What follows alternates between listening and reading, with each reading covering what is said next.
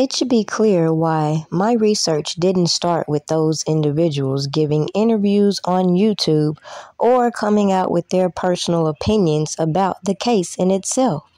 My research consisted of things that I began to research based on the information that was being put out here via social media through these individuals directly involved and all the fraudulent activity I was beginning to uncover, which can still be looked up if you look up Robert Kelly's civil suits in Pacer. It should also be clear after reviewing the initial indictment why I was skeptical in receiving any information from these individuals calling themselves part of this inner circle, especially when I looked up their implications in his past trial and how they're building this whole case based on information from the past.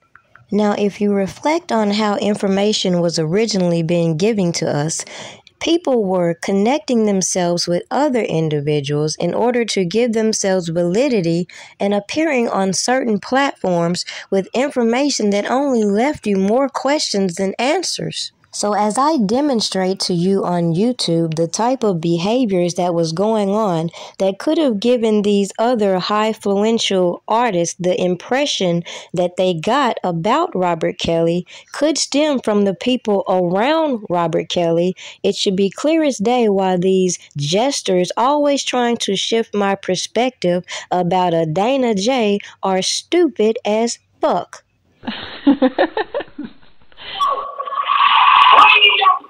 Testimony today in the child pornography trial of singer R. Kelly. Witness after witness identified those on that now infamous sex tape as the alleged victim and R. Kelly. SEAL TV's Randy Bellasoma was in the courtroom today. Joins us now from 26 in California with more. Randy? Sean, today, for the first time, we heard testimony that identified those on the tape from someone other than a relative, a friend, or a parent of a friend of the alleged victim. We heard from a former employee of R. Kelly who said at first she did not want to believe that it was him. Lindsey Perryman worked for Robert Kelly on and off from 1999 to 2006, doing everything from cleaning floors to handling the defendant's personal business. She told the court that included driving the alleged victim in the now infamous sex tape to and from his Olympia Fields home. She also testified to often seeing the girl at Kelly's recording studio, sometimes carrying a pillow and an overnight bag.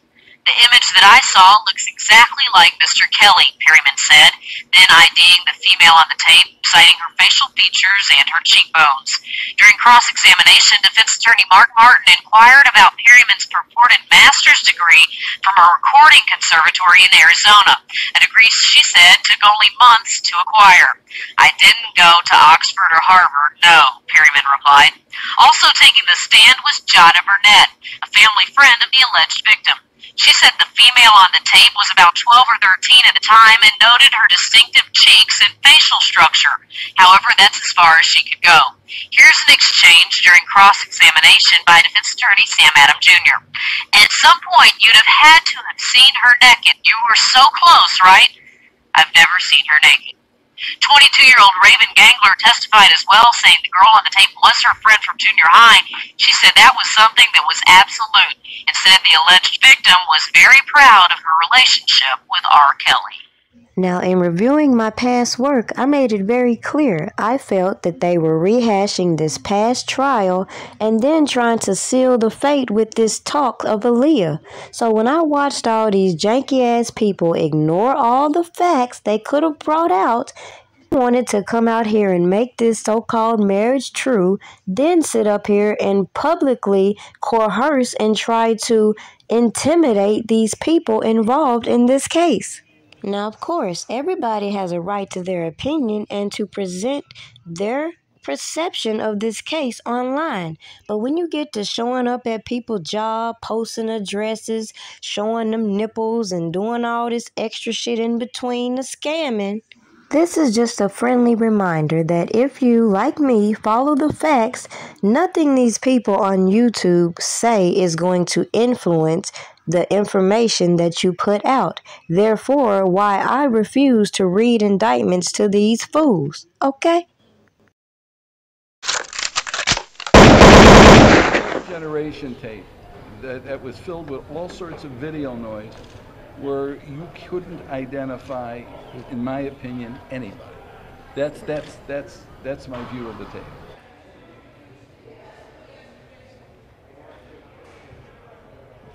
There's an idea out there that because he sat in that courtroom stoic and he didn't show emotion and he didn't show any kind of concern, and I heard that said about him, sitting next to him, because I did every day, if you recall, I sat next to him every day of this trial and listened to him and talked to him. He was a very caring and concerned person. He just knew that every move that he made was going to be criticized, every move that he made was going to be watched, every move that he made was going to certainly come out in a newspaper or on television, and so his way of dealing with it was to be stoic.